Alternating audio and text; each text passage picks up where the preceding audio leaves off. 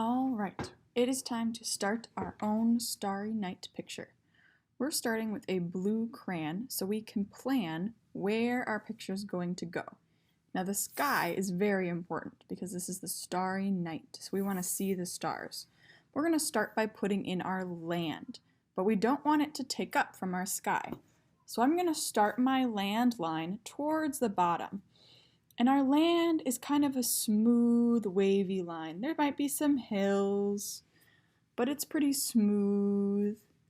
Might go off into the distance. So you've got a line that starts on one side of the paper, goes all the way to the other side of the paper, but it leaves lots of room for the sky.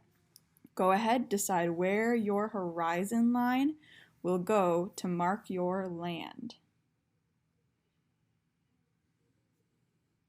Next, our land is going to need some houses, but we don't want to start our houses right away here because we can't really erase crayon, so we're going to practice drawing a few houses on the back. I don't want us to only draw regular 2D or flat houses.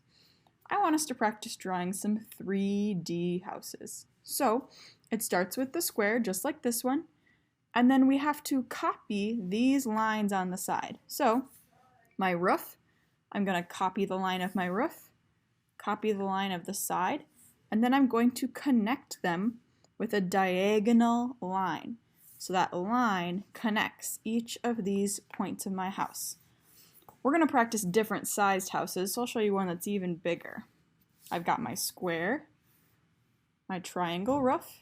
I'm going to copy this line, copy this line, and I've left the line a little bit higher because I want a diagonal line to connect them. So see how these lines are all the same direction. They're called parallel lines. These lines are parallel, these lines are parallel, and these ones. That means they're copies. They're the same. And that makes my house look like it's 3D, like it goes back in space. I'm going to draw a third house, a third size. We want 3 different sized houses. Copy, copy, diagonal line to connect them. I want to see 3 different sized 3D houses. If you need to practice more than just 3, keep going. Just keep practicing your 3D houses until you're comfortable making them so that when we turn it over and make the houses on the front, we'll be ready to go and we'll be less likely to make a mistake because we've already practiced. Once your houses are done on the back, now we're going to put them on the front of our picture. So we made 3 different sized houses because we want to show this village that we know is in the starry night, but some of the village is closer to us and some of it is farther away. So the parts of the village that are closer to us are big.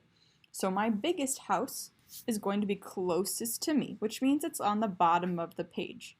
Now it doesn't matter what side of my village it's going to be on. I think I'll choose to do my biggest house right in the middle. My biggest house is closest to the bottom of my page. It has a triangle roof. I'm copying these lines, connecting them with my diagonal lines.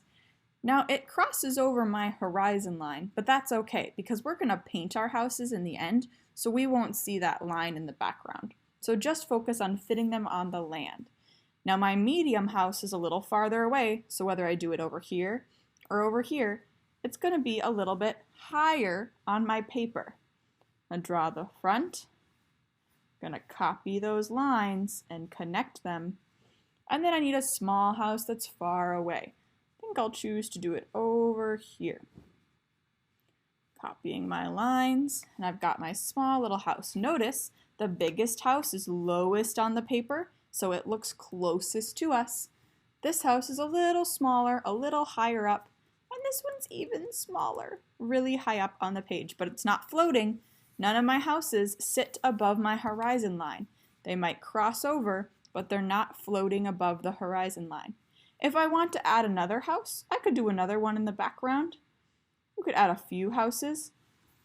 You can use more than 3, but you need at least 3, a small, medium, and a large house. Remember, at the end, we're going to have our big tree, so leave a little bit of space for your big tree. Go ahead, draw at least 3 houses on the front of your Starry Night. Now that we have our houses down, we don't need our blue crayon anymore. We've got one more thing to plan with our yellow crayon. Our yellow crayon is going to help us plan our stars and our moon. We're going to paint them later, but we need to know where they're going to go first. So we're going to use or have 5 stars, and only 5. We don't have a very large painting, and we want our stars to be spread out. So I'm going to choose 5 places to draw some little yellow circles, and I want them spread out. So they're not all going to be right here. I've got 3, 4, and 5. They're spread out. They're not all in one spot. Then last, I'll need my moon. Now my moon can go anywhere I want. If I remember Starry Night, it was up here. So I think I'll do the way that Starry Night did it. Now our moon is the letter C, and then we make it fat. We add another line. We make it a wide C, kind of like a Pac-Man. So our moon, I'm trying to zoom in to show you. There we go. Look at our moon is the letter C, but then it has a second line. So 1 line, 2 lines, but there's still a point at the top and bottom, and that's our moon. You can color it in if you'd like, but we'll paint it in the end, so it won't just stay yellow crayon. We'll paint it a nice bright yellow, so it's easier to see in the end. Right now, we're just planning where our moon and stars will go. Go ahead, choose your 5 places for your 5 stars, plus your moon, which is the letter C. I forgot one more thing we'll need to do before we're ready to paint. Our houses right now, they look like houses, but they don't have any windows or doors. So on your big and your medium house, you could add some windows or doors. Your little houses might be too tiny to add doors or windows. I think I can just barely fit a door. But on my big house, I can for sure fit a door, maybe a window. If I do a window on the side, I gotta make sure it looks like it's copying the lines around it. But I could add another door to this one and a window. And I think that one's too small, so I'm not going to give it a door or a window. So if you would like to add some doors or windows, you could do that to your houses. One other thing, on the real Starry Night, one of the buildings has a tall spire. It has something that points way into the sky. That usually means that a building is very important. So if you'd like to add a spire to one of your buildings, I think I might do it on my big one. You could add a tall spire, which basically is a long triangle, onto your building. That means that building's pretty important. Go ahead and add those details to your buildings.